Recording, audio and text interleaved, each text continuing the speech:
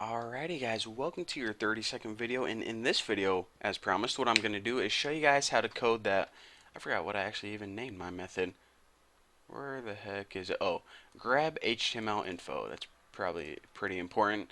So what I'm going to be doing is showing you guys how to code this method, and basically what it does is it takes a look at our XHTML, or I guess this is just a basic HTML document, and it grabs the information that we need, which is essentially the titles and the values. So the last method that we coded basically did the advanced stuff.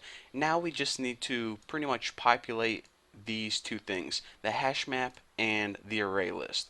So this is pretty much the easy part actually. So private void grab HTML info, doesn't take any parameters.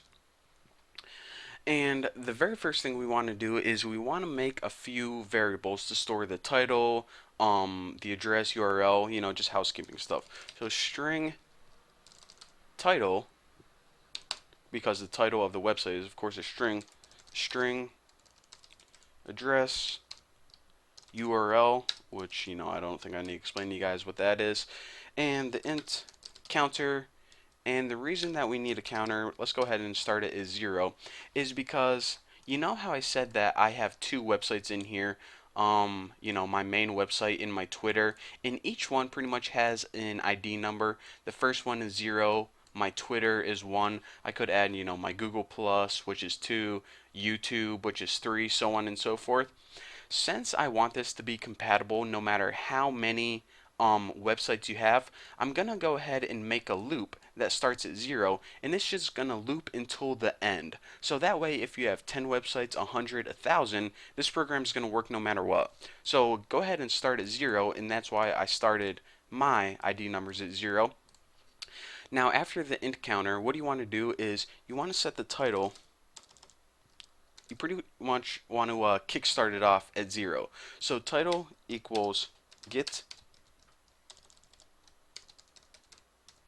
parameter, and the parameter is title plus counter. So pretty much title 0.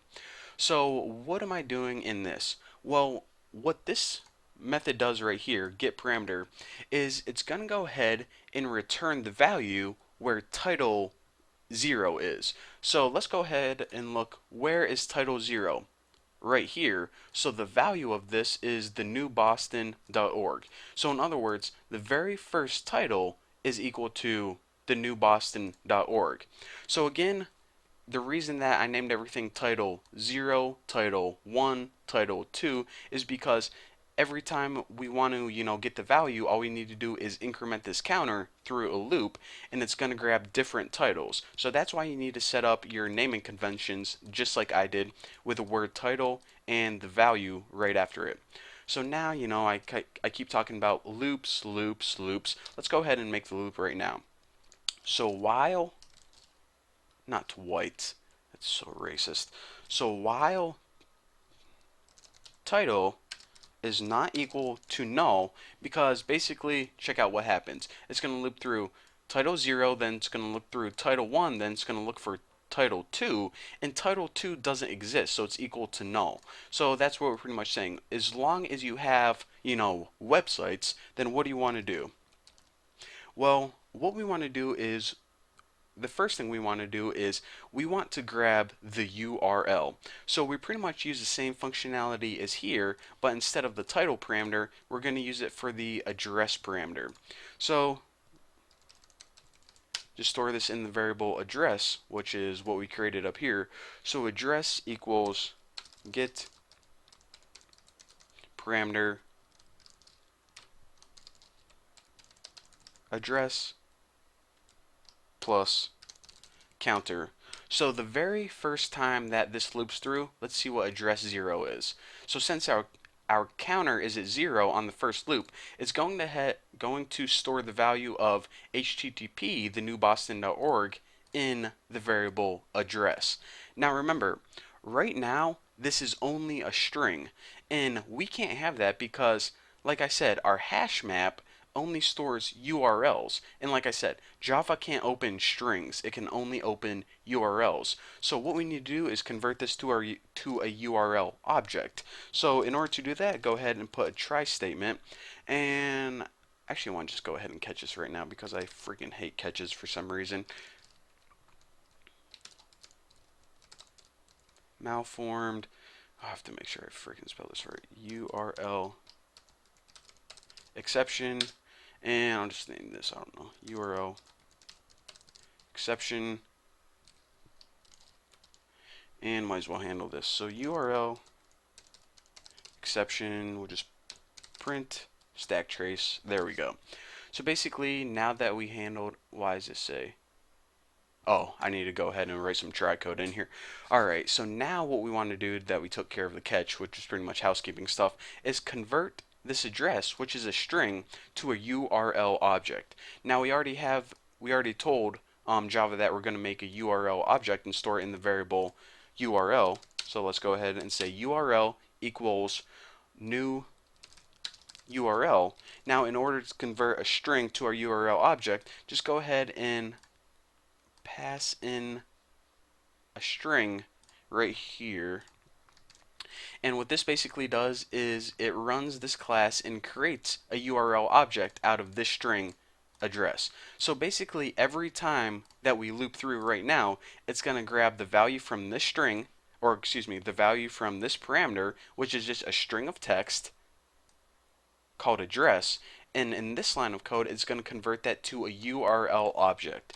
So why are we converting it to a URL object? Well, because our class init, it uses a hash map which has a string, which is the title of the website, associated with the URL object. So now, since that's the case, I think it would be a good idea to actually add this information into the hash map. So remember, our hash map was named website info, and in order to add keys and values, in order to add things into your hash map, you actually need to use the object put. So the first one, as you can see, is the key, and the key here is title, which is the title of the website, and the value is the URL object, which is, of course, if you couldn't guess, URL. So every time this little line of code runs, it's going to add a new item into your hash map, the title and the URL. So our first key value pair in our hash map is the newboston.org, which is the title, and the URL, which is actually a URL object now. That's much easier for Java. This URL right here. The next object that it's going to add whenever it loops through the next time is Bucky's Twitter, and Bucky's Twitter URL as a URL object. So the last thing that we need to do is we need to add the crap to the titles array list. So remember when we created this titles array list right here? Well, let's go ahead and populate that, and this is actually really easy. Write the name of your array list, which is titles, write add, and then write title right there.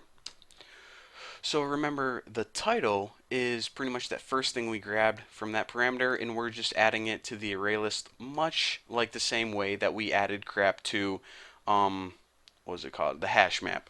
So now that our try catch is complete and all the housekeeping stuff is pretty much taken care of, outside your catch, you want to do two more things. The first thing you want to do is increment counter, so plus plus counter. So that way, you know, you're not stuck on 0 the whole time it goes, you know, title 0, title 1, title 2. That's why we increment that, of course. Probably didn't even explain that. Now we actually need to change title and set this equal to get parameter title plus counter, just like before. So why do we need to do this? Because remember, what our loop is going to do is it's going to keep looping until it finds a title that doesn't exist. So it's going to say, okay, does title 0 exist? Yup, that's Bucky's website. Does title 1 exist? Yup, that's Bucky's Twitter. Does title 2 exist? Well, no, that doesn't exist. So now, if it doesn't exist, title is going to be equal to null. It's going to break out of the loop. That means it's done looping through all the websites. So in the next video, I'm going to show you guys how to add this applet to an actual website and get it running and working. So anyways, thank you guys for watching. Don't forget to subscribe, and I'll see you then.